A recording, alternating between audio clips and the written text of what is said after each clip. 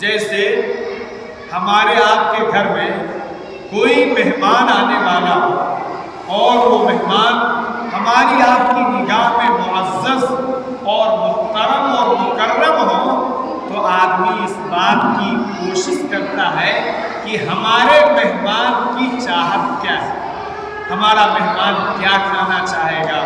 ہمارا مہمان کس جگہ رہنا پسند کرے گا، اس کی رغبت اور اچھی اور چاہنے والی چیزیں کیا ہیں، آدمی اس کا انتظام کرے۔ رمضان ہم سے کیا چاہتا، رمضان مہمان ہے، ہمیں اس کا استقبال کرنا ہے۔ اب رمضان ہم سے کیا چاہتا ہے، ان چیزوں کو کرنا رمضان کا استقبال۔ جیسے ہم اپنے مہمان کا استقبال کرتے ہیں، اپنے مہمان کی چیزوں اور اس کی مرغوبات اور اس کی چاہتوں کا خیال کر کے، ویسے ہی مسلمان رمضان کا استقبال کرے، رمضان کی چاہت اور رمضان کے اندر جو ہم سے مطلوب ہے ان چیزوں کو کرے۔ رمضان کیا چاہتا ہے؟ رمضان قرآن کا مہینہ، رمضان یہ چاہتا ہے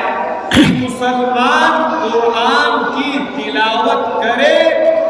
قرآن کو پڑھے، قرآن کو سمجھے، قرآن کے مطابق اپنی زندگی بنائے۔ رمضان یہ چاہتا ہے، رمضان یہ چاہتا ہے کہ مسلمان ذکر اور دعا کے ذریعے سے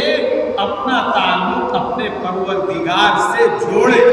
مضبوط کرے، اس کے دل کے اندر اللہ سے تعلق پیدا ہو، اللہ کی محبت پیدا ہو، اللہ کے ساتھ وابستگی پیدا ہو، اللہ رب العزت کی ذات کے ساتھ اس کو تعلق پیدا ہو۔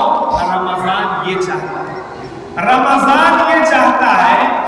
کہ مسلمان اپنے مال کو خرچ کرنا سیکھے، غریبوں پر خرچ کرے، مسکینوں پر خرچ کرے،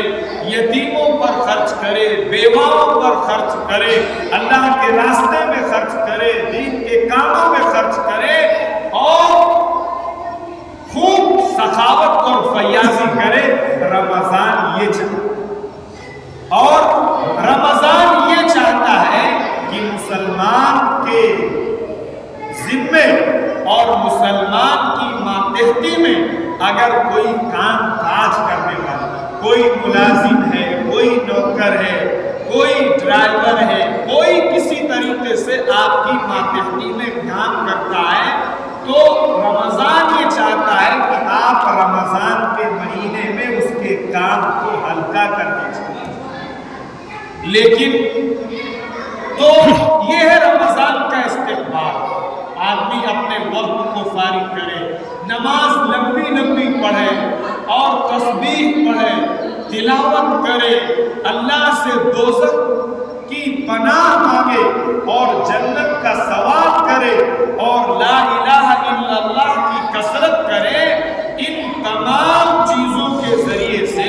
اگر کوئی آدمی تمام چیزوں کا خیال کرتا ہے اور ان تمام چیزوں کا دھیان رکھتا ہے شعبان سے، تو یہ کہا جائے گا کہ رمضان